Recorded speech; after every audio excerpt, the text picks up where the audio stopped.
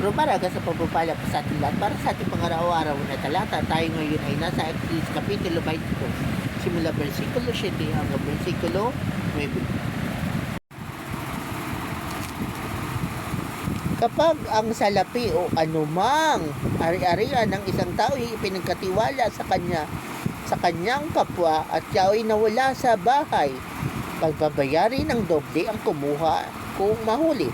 Kung hindi naman mahuhuli ang nagnakaw at ang pinagkatiwalaan ay papanumpain sa harapan ng Diyos para patunayan wala siyang kinalaman sa pagkawala ng inihabilin sa kanya. Anumang usapin tungkol sa pang-angkin ng nawawalang asno, baka, tupa, damit o anumang bagay ay dadalhin sa harapan ng Diyos. Ang napatunayang nang aangkin ay magbabayad ng doble sa talagang may-ari.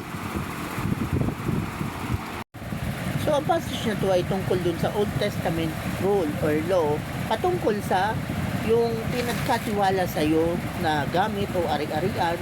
Kung nawala man yun, ikaw ay mananagot.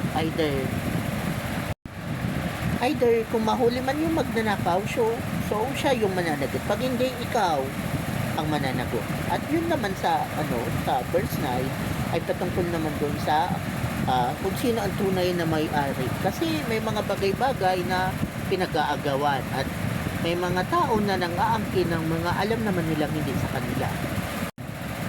At itong passage na to, pwede nating basahin siya as is, pero pwede na rin natin siya intindihin bilang biblical principle. Kasi alam naman natin na yung sa verse 7 and verse 8, so pinagkatiwala. So, naging caretaker. Alam nyo, sa Old Testament, caretaker ng property. Pero sa New Testament, caretaker tayo ng mga kaluluwa. Kasi si Jesus yung chief shepherd at tayo naman yung mga under shepherd. So, may mga mahalagang kaluluwa at buhay ng mga taong na pinagkatiwala sa atin ng Panginoon para i-lead natin. So, magiging responsable tayo sa kanila. Pero sa verse 9, so, may nangyayaring angkinan. So, totoo yun. Kahit sa ministry may ganyan. Ang tawag dyan, cell member smuggling or church member smuggling.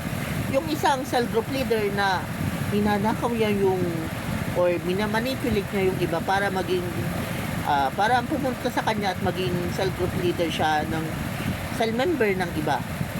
So, pag nanakaw yun, cell member smuggling. Or church member smuggling. Yung church member sa ibang church ay aakitin at i-opera ng ganito at ganyan para maging church member niya na rin sa church nila. So, iba yun. So, may mga ganyan na may mga nangaangkin, nagmamanipulate. So, sorry to say this, but cell member smuggling at church member smuggling is not a ministry. So, hindi po talaga ganyan ang ministry. Dapat walang cell member smuggling at walang church member smuggling. Kaya ikaw, kung cell group leader ka or church leader ka, tapos ang mga cell member mo ay galing sa iba at parang ninakaw mo lang sa kanila. So, mag-isip-isip ka kasi sa harapan ng Diyos, marahil sa harapan ng tao, maka-acknowledge ka sa leader. Pero baka sa harapan ng Diyos magnanakaw ka. Kasi hindi ganyan ang totoong ministry. Ang totoong ministry, yung mga unbeliever na naging believer, tsaka mo sila ililid.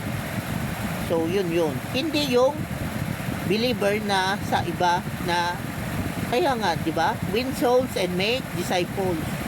Hindi yung win souls, snatch disciples. So, mali. So, ayusin nyo.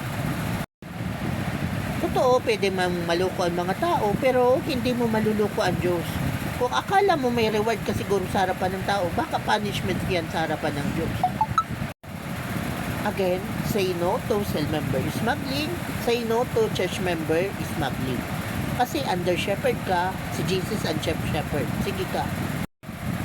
Kung nanakawin mo yung tupa sa kawan ng iba, tapos aangkinin mong iyon, mananagot ka sa harapan ng Diyos. Kasi after all, remember, caretaker ka lang. Yung mga kaluluwa, yung mga church member mo, yung mga cell group member mo, kung ninakaw mo yan sa iba, mag-isip-isip ka, caretaker ka lang, under shepherd ka lang, si Jesus pa rin ang chief shepherd. Baka imbis na reward, punishment ang makuha mo, dahil akala mo ministry ang ginagawa mo, pero hindi naman pala.